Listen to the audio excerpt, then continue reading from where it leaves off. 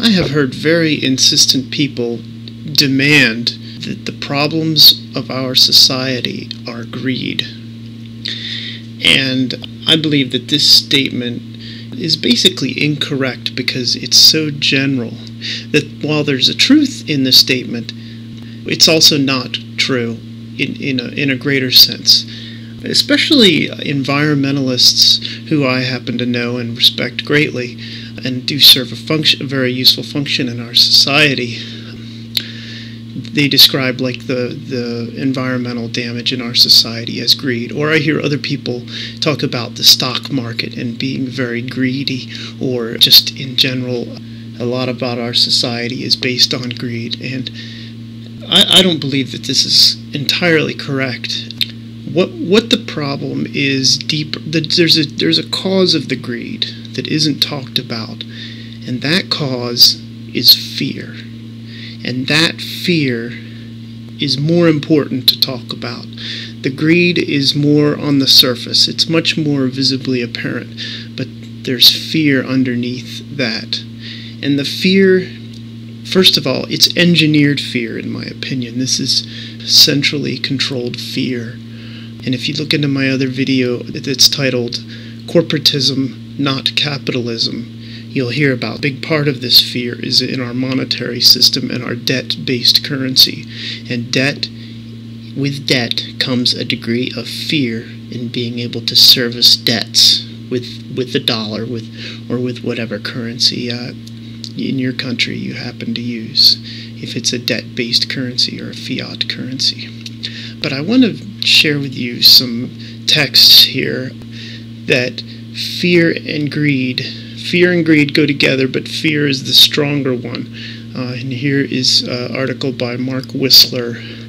Greed and fear, two very powerful emotions that, when applied to investing, are two main factors that drive the stock market. Or so the old adage goes. To a large extent, the emotions of greed and fear do drive the buying and selling actions of investors, traders, hedge funds, and institutions. So here we have someone who's talking about fear, and he goes on.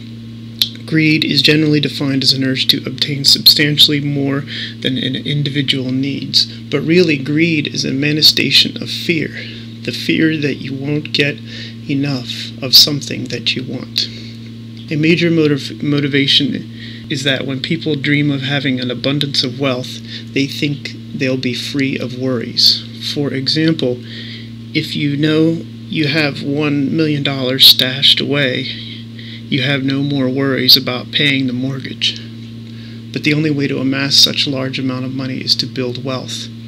And because most people don't want to feel fear, the greed can kick in as a way to overthrow it. And we'll go on to another. In the investment world, it boils down to this. When buyers are coveting stocks, their greed is really fear in disguise. Buyers are afraid that if they don't get in, they'll miss the chance to be in a stock that's going up. So we'll go on to more. A lot of these quotes now will be Eckhart Tolle talking about this same subject. And what this fear is, in my observation over years now, is that this fear is deeply rooted in the human psyche, and it boils down to a spiritual fear. And just listen on, and I'll try to explain this in more detail. If people believe the world that is here to satisfy them, whenever they begin to encounter their limitations, they become unhappy again. They don't realize that the world, and that I mean by anything in the world of form, physical form, some mental forms or emotional forms, cannot give you lasting fulfillment or satisfaction or tell you who you are. They don't realize that what they are looking for is on the formless level, and that they are seeking it on the level of form, and that leads to the frustration of human existence. So the important thing to realize is the world is not here to make me happy. When you don't demand that the situation or place or person make you happy, then actually the situation, place, or person is quite satisfying. And we'll go on. If you keep your attention in the body as much as possible, you will be anchored in the now. You won't lose yourself in the external world, and you won't lose yourself in your mind. Thoughts and emotions, fears and desires may still be there to some extent, but they won't take you over. So this gets into where this fear is coming from. So I've noticed with people that really go on about greed, they demonize greed. I can see it in their tones and in their face becomes all tense, and there's anger, and it's sort of a hatred and intolerance. It's a borderline violent thing I see in people. And this to me relates to the need for enemies. And that, I've noticed, is a way to inflate the ego, is to inflate being morally superior to other people. And I'll go on to here's some quotes with Eckhart Tolle. The need for enemies, people, situation, places, and so on, is the root for making the present moment something that you need to oppose. The little me, the ego, lives in opposition to the now or reality, to life itself, and if that's not mad, what is? And we'll go on. The unconscious drive behind ego is to strengthen the image of who I think I am. Whatever behavior the ego manifests, the hidden motivating force is always the same. The need to stand out, to be special, to be in control, the need for power, for attention, and more. And of course the need to feel a sense of separation and the need for enemies.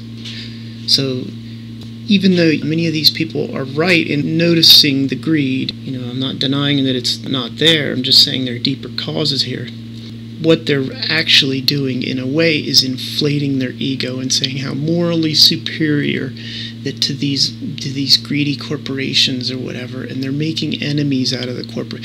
And this whole egoic pattern is just the same thing that people in the corporations are doing by looking for a lot of money and wealth and maybe power, is the same mental mechanic that works for them is working with people who demonize greed by separating and not feeling empathy. They're separating themselves from the corporations or whoever by saying how morally superior, and all that they are to it.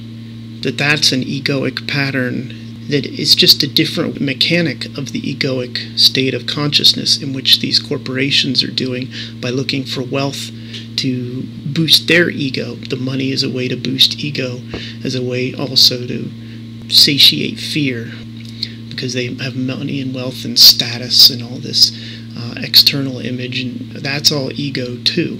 So the whole thing is just ego drama, in my opinion and observation. And also, when I was mentioning about people demonizing greed, their tone is so strong. It's greed, it's greed. They're really saying, I am right and you are wrong. And here's a quote by Eckhart Tolle. I am right and you are wrong is a dangerous way in which the ego strengthens itself. It is a mental dysfunction that perpetuates separation and conflict between human beings and nations. What we need is sanity. We need sanity in the world today. I hope that this video will bring some realization to you about this situation. Thank you.